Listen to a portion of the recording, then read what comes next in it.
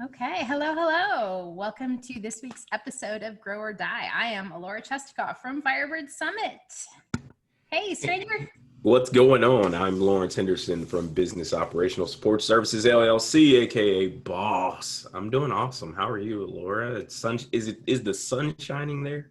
It is. It is. Finally came out, which is so nice after weeks of being trapped inside with a puppy who was not done with his vaccinations. We finally finished him last Thursday, and then it did like nothing but rain, like just rain and rain. And I was so desperate to take him out and exercise his destructive little butt. And I was like, and it just kept raining and it kept raining. And so yesterday it finally cleared up. So so we're able to actually go outside and enjoy the sun. And I've been exercising him so much that he is now looking at me like I'm torturing him when I take him for a walk, because he's just like, I've like walked him out. He's just done with the walking. That's an awesome place to be. It really is, and I can't complain. And him being done doesn't mean I haven't continued to do it because I'm tired of him, devouring things that he has. I don't want him destroying. So he needs to be worked out. So yes, that's it. We're enjoying the sunshine, and he's making a lot of noise. But as long as you're working it out, and that leads us to today's topic I have for you. Oh, do tell. Yeah. So you've actually written some articles about this topic, and I think it's particularly important. How are you doing with setting boundaries? Oh, yeah. Well, yeah. So there's a number of ways to take this one. There are.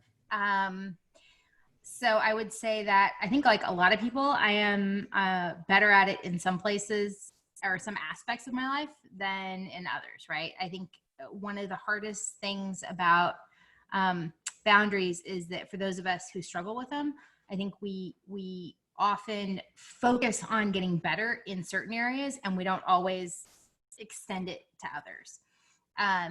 So I would say that, kind of my journey with boundaries has been uneven at best. I think that the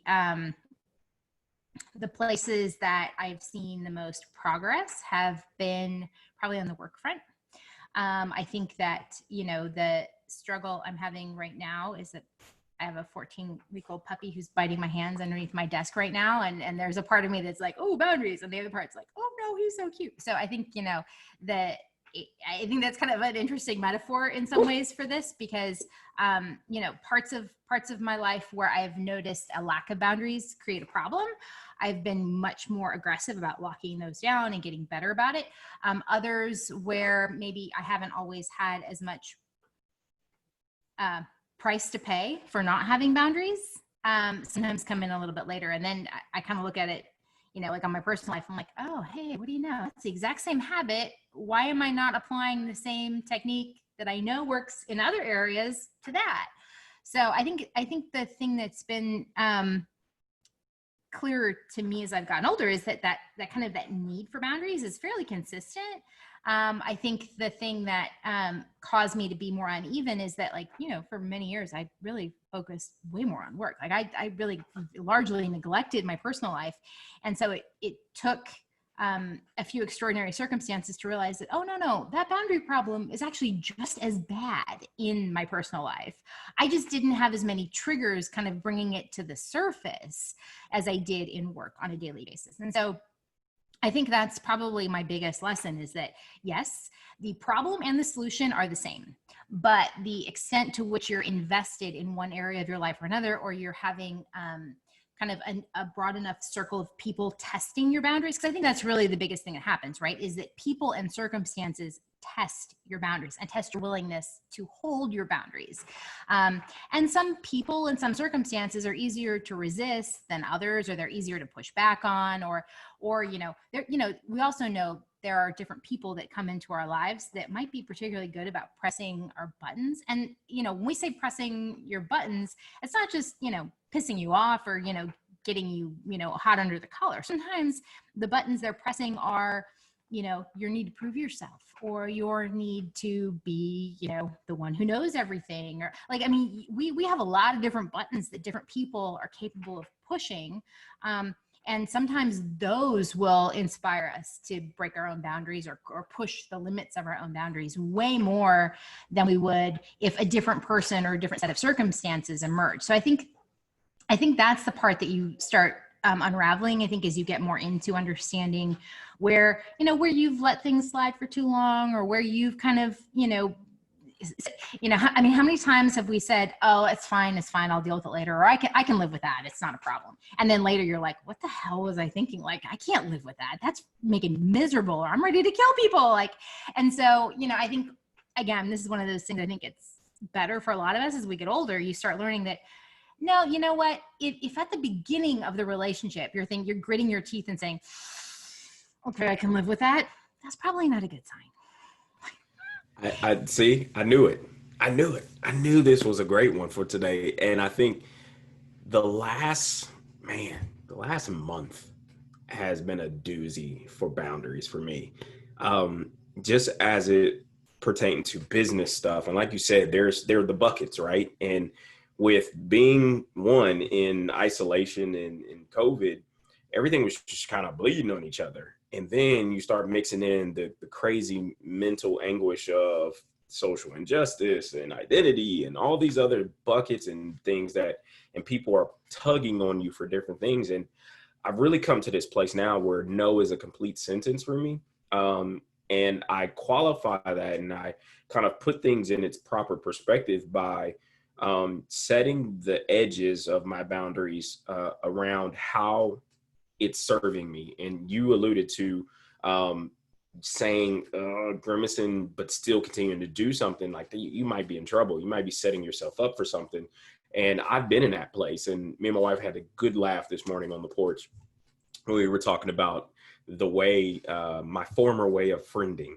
And I am one of those people that she was like, you friend hard.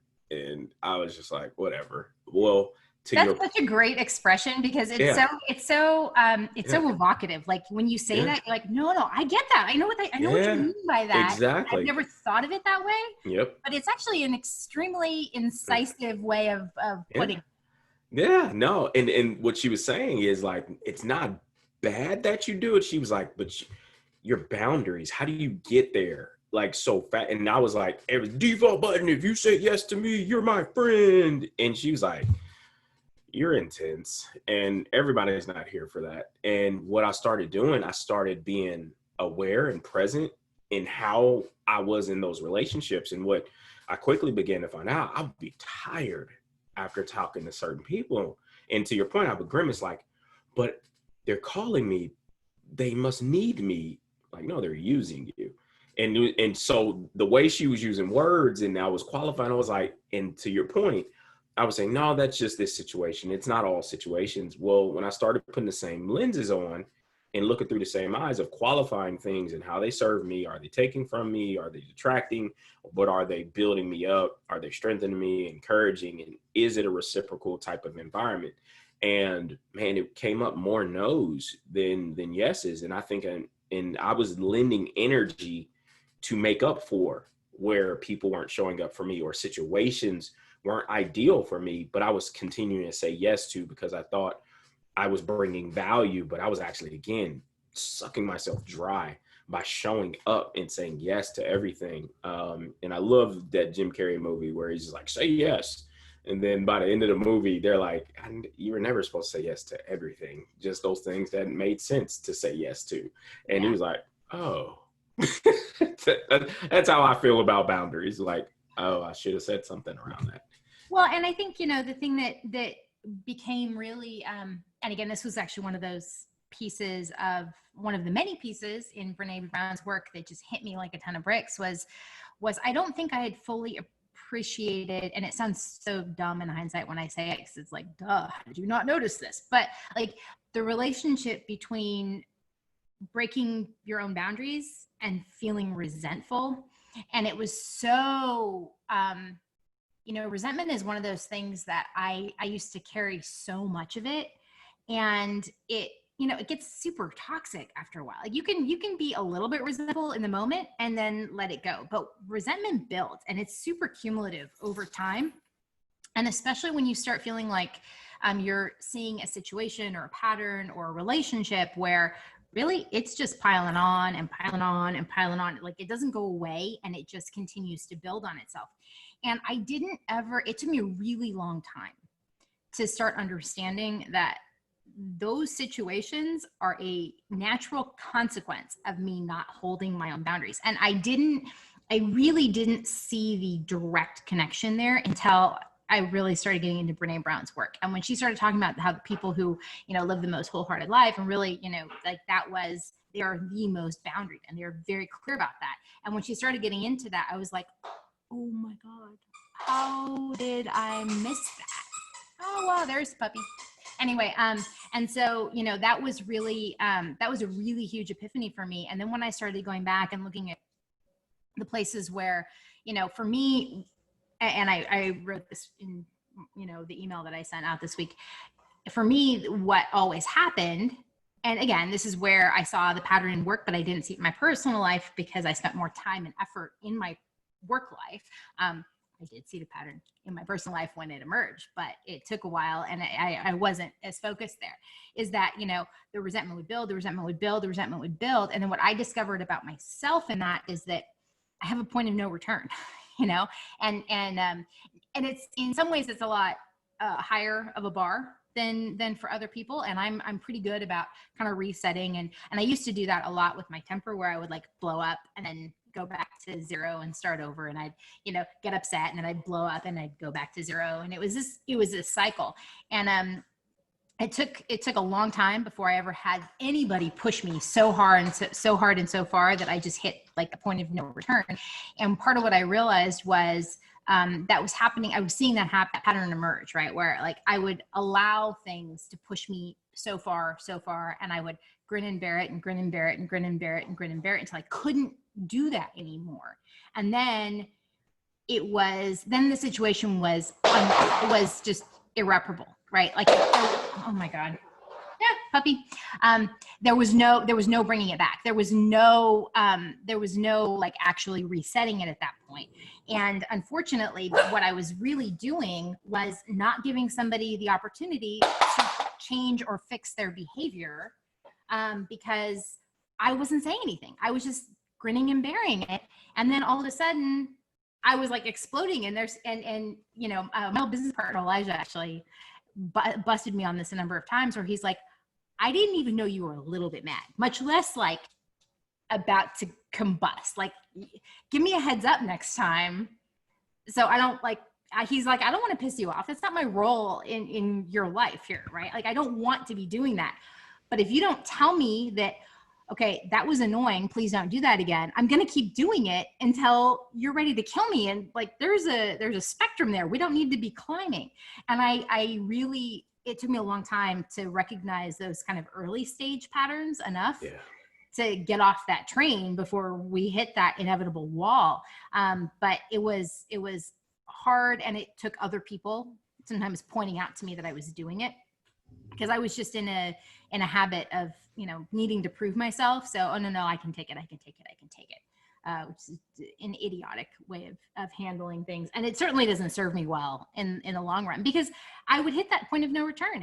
And in a work setting, I would just quit. I'm like, all right, that's it, I'm done.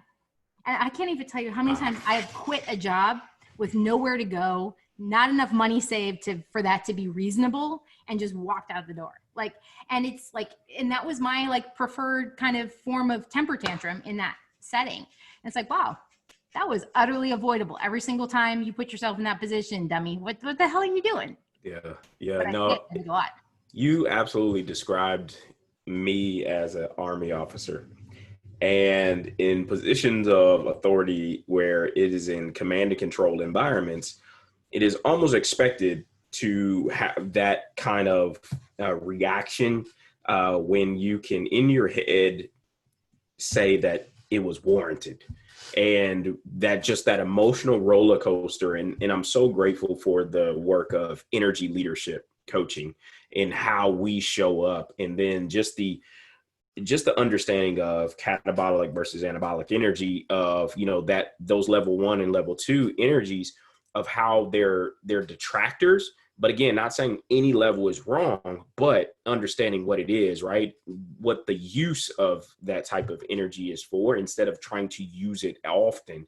And I got to a point, like you said, those high highs and those low lows would come, and it would ebb and flow so fast for me that I thought it was productive. And again, it's that old thing of, what people react to, you repeat. And so when I would get immediate reactions, I would do it again, because I'm like, oh, I got something out of it last time. And I think that's how a lot of people in organizations and people, you condition people a certain way. Like, all right, if I didn't get that reaction out of them, that must be something I'm not supposed to do. Like, but it was like reinforcing bad stuff.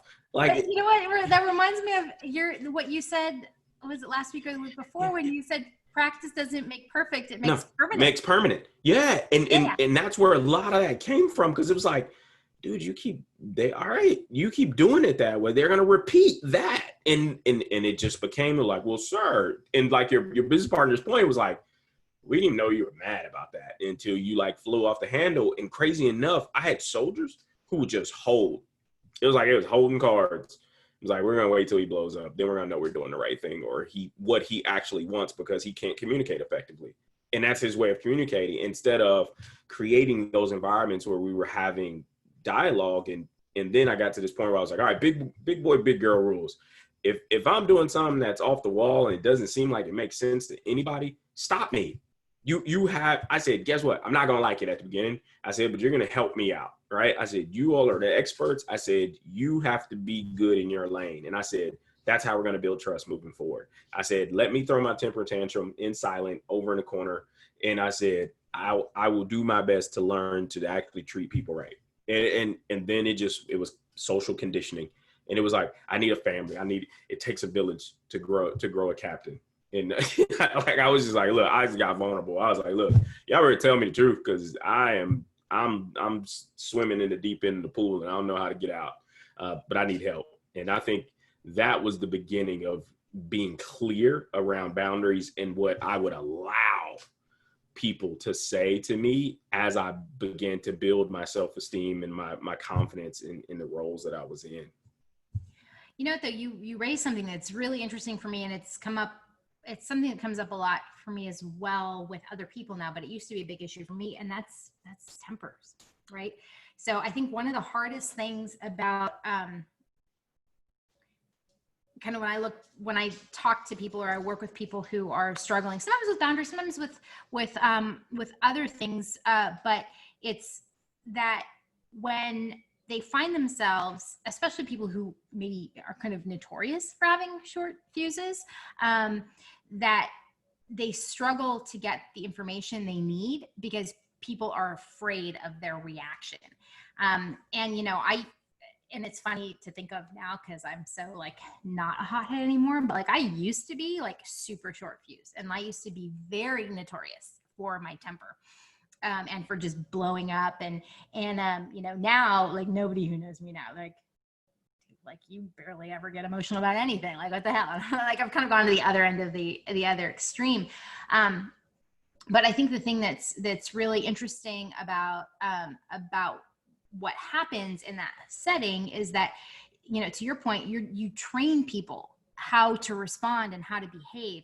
And I think the thing that a lot of people who do have short fuses get, so, you know, I think people who have short fuses are okay with people who have short fuses. But I think what really is a struggle for them is realizing that not everybody is okay with that. Like, not other people are not always comfortable. And, you know, there are so many people, and people that you wouldn't necessarily think of as being bothered by it, who really back away from that kind of like demonstrative emotional kind of reaction. You know, I used to work with someone who led an organization, and he was very volatile. He was very emotional. He was very passionate. He would get really worked up. He would get loud and start yelling, even, you know, whether he was excited or whether he was mad. Like, he was just a super like volatile, demonstrative person.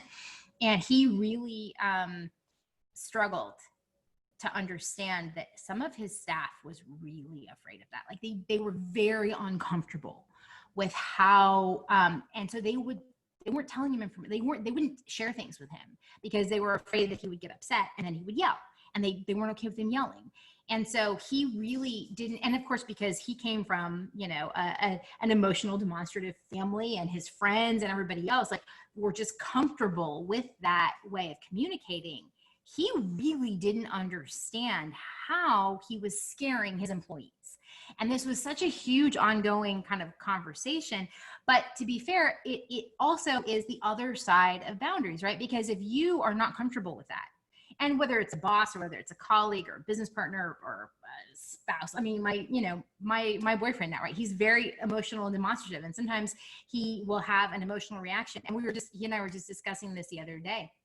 And I was telling him, when I watch him have an emotional reaction to something sometimes, like, the first thing in my head is, how is that helpful? Like, and I have an utterly rational response. Now, for him, that's his process, right? He'll have an emotional reaction to something. He has to work through it to then move on to, like, actually addressing things. And so I am trying to be good about not judging it, and, like, that's his process, and I need some distance for it and let him kind of work through it. But still, like, my first thought every single time is, how is that helpful?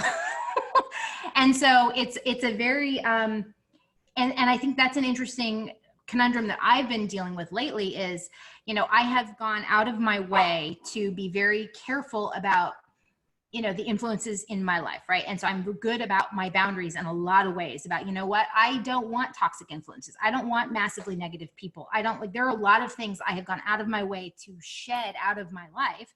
But now I've got a partner who is very emotionally driven, and he's very, you know, he's kind of this super passionate, hopeless romantic, you know, on all fronts. And so sometimes that means that when he's upset, he will have, like, he has to get it out of his system before he can come back to that.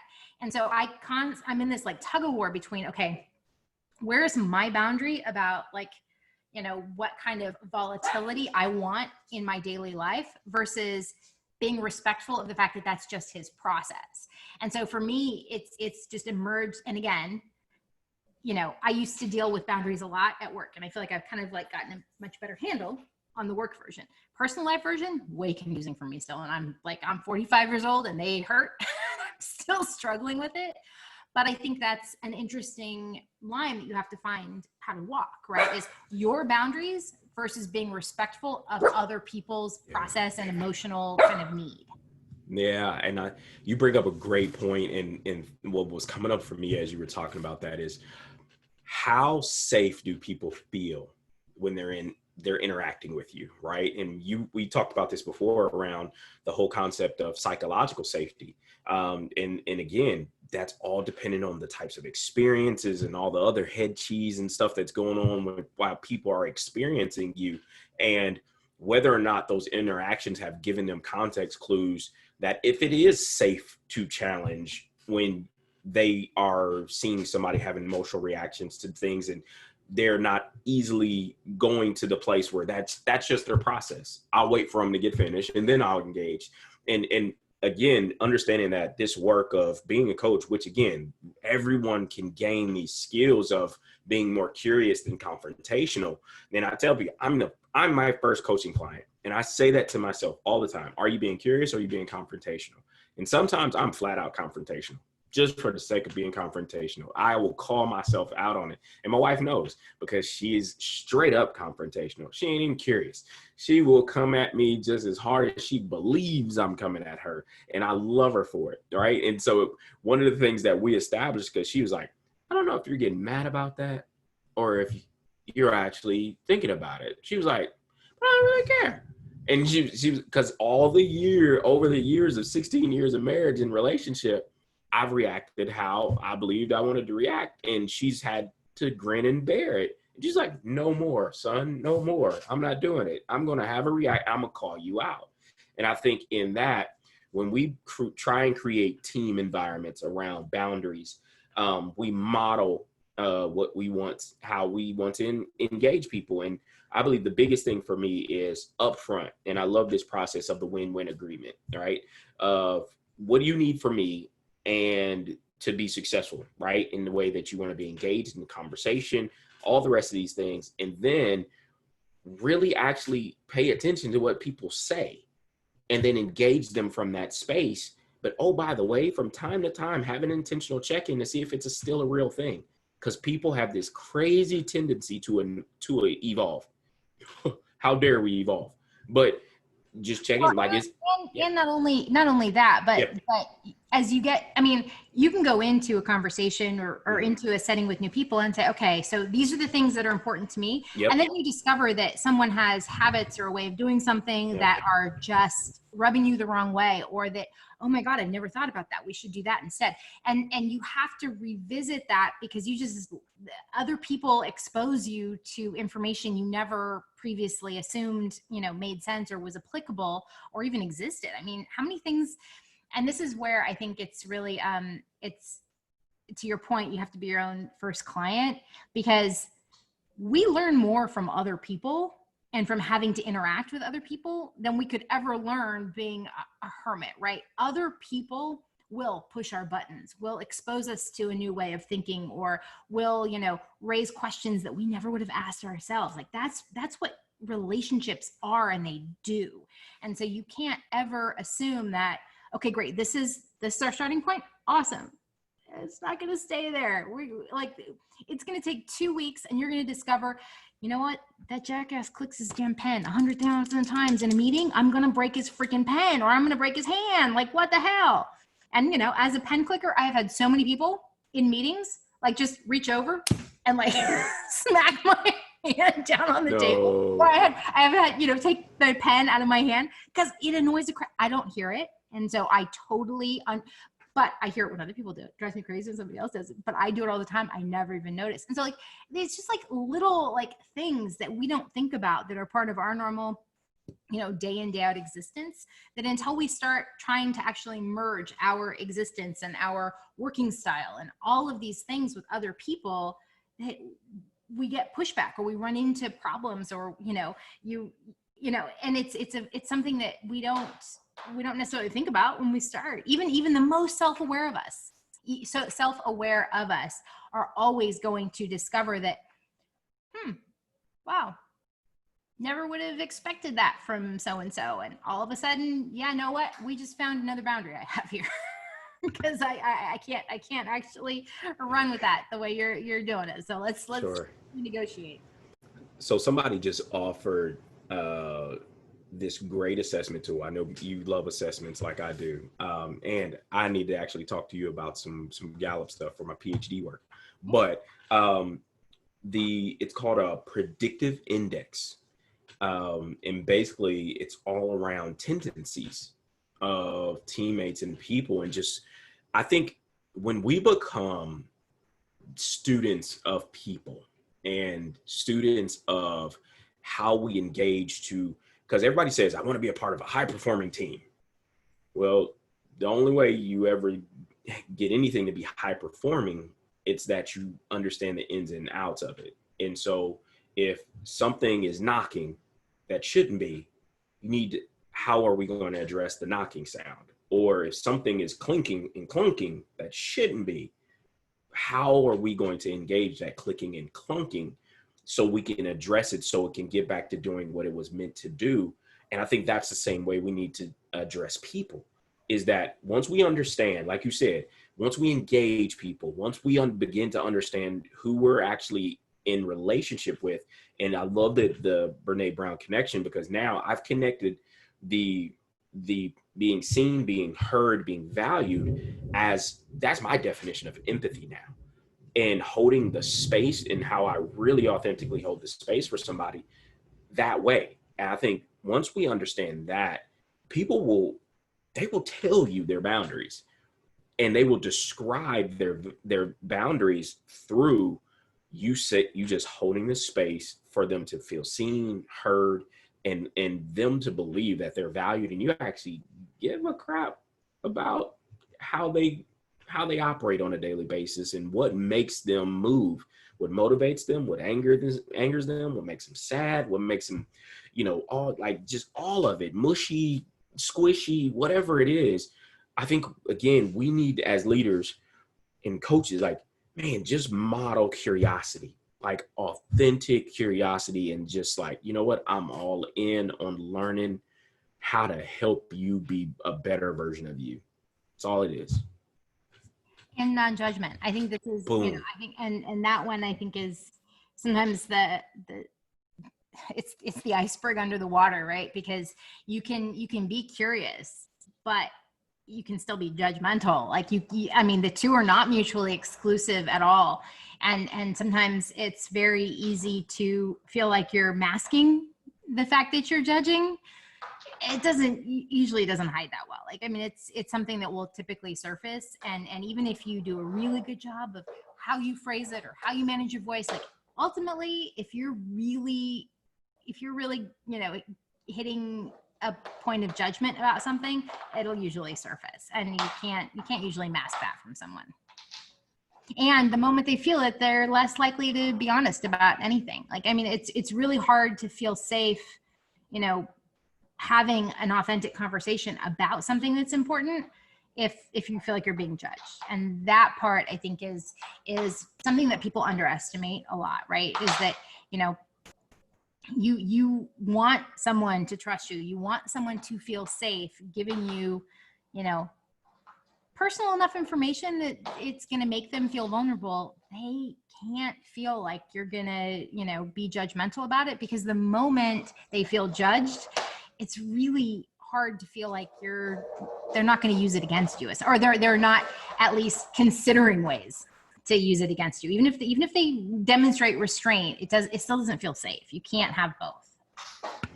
Yeah, I think that's an awesome point, particularly around when we're being asked, like, what we need to be successful and different things like that. And if we offer up and we're courageous enough, like you said, to go there, like all of that's playing in our minds. Like, if I put this out there, are they going to judge me? And I think for human beings like that have experienced a little bit of life, you're like, man, what are they going to do with this information? And you want us to be safe enough to tell you what's important to us. But like you said, on the other end, are you ready and mature enough to be able to handle it to where when somebody does something, you're like, oh, there's that thing they told me about. I know I said yes, that I'm okay with it, but I didn't know it was like that, right? And people could feel that. People could feel you doing that. Like, get your judgy eyes off of me. Like, it's crazy, but we got to work through it. Well, and I think, and that gets to what we all think we're so much better actors than we really are. Like, oh my God, like really, it's so, and this is where, conversations about authenticity get kind of goofy, because people really believe they are good actors. And it's like, you know what, even the greatest actual professional actors who are truly good, gifted, talented, trained actors still have to be able to like relax and be themselves. Like they can't be on all the time. It doesn't work. How many times have you had a case where, I love it. Like family holidays are like probably a good example, right? Where everybody feels the need to be on good behavior. Well, you know what? If you're tired, if you're sick, if you're short fused, or if you had a fight in the car with your wife on the way, like whatever, there's a million reasons that by the time you get there, you might not have the energy to be on legitimately good behavior. And so it's one of those things that I think is very, like I love a lot of the self-discipline study, because the idea that each of us has emerged out of it for the most part is that each of us have kind of our own individual kind of well of self-restraint. And if we spend it all it's like a gas tank, right? If we spend it all in one place, we don't have it to spend somewhere else. So if it takes all of your self-restraint not to eat the chocolate cookies on the counter before you go to, dinner at your, crazy uncle who voted for Trump, then by the time you get there, you might not have the patience to sit quietly because you might have just spent all of that gas resisting the chocolate cookies on the counter, right? And you have to, I think understanding kind of the idea that there has to be a balance, and you have to kind of cut yourself some slack. You cannot be on, you can't operate at 110% all the time. And some things do require 110%, in which case that's fine, but you gotta like, be able to ratchet it back to 50, in the down, alternately, so that you can recover.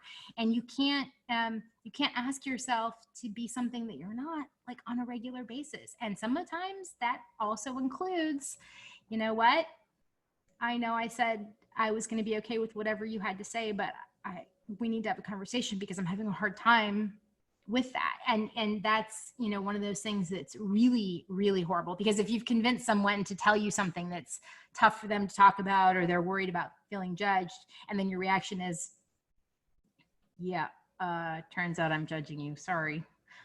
That's a really, really tough conversation to have. But the truth is, you kind of have to have it, because you're not hiding it as well as you think you are, like in almost no case. Yeah, that's why I wanted to lay this one down today, because I believe as we begin to have more conversations around what's going on, and as we begin to understand, no longer can we compartmentalize topics as off limits. I believe everything's fair game now. And people are going to feel safe, to feel whole, and to live authentic lives. Everything has to be up for grabs, and everybody has to sign up, not for difficult conversations, not for tough conversations, but necessary conversations. Because again, this is a human race, humanity conversation that we need to have more often. And I thank you for always being game for this kind of stuff, because I think in our weekly podcast, like this is modeling conversation. Yeah. And again, they may be uncomfortable. We, again, not 100% agree all the time on the way you approach different things, but guess what? It's okay. It's 100% okay. Well, and I think the thing that's also useful about us having these conversations, right, is that, you come from a background that includes the military and then move into manufacturing. And both of those models, you could almost call like factory-esque kind of models, right? They are input in to get output out, and they want it to be a routine, and they want it to be standardized. And there's an idea that things can be processed and then spit out the other side and look in a predictable way, right? And me coming from tech, it's the same thing, right? We like to make everything into an algorithm, and we like to make it nice and neat and very predictable. And the truth is, what both of us, I think, fundamentally have really had to come into is, dude, people are messier than that. Like, human beings are not algorithms, and they are not factory machines that, you can like take apart and put back together. It doesn't work. We don't work that way. And I think the thing that's hilarious, and it always cracks me up about having these conversations with you, is that you and I both, I think, like the idea that it was that clean, it was that neat, it was that predictable, it was that executable. And anybody who doesn't, get on board needs to just shut the hell up and go, do their messy little stuff someplace else.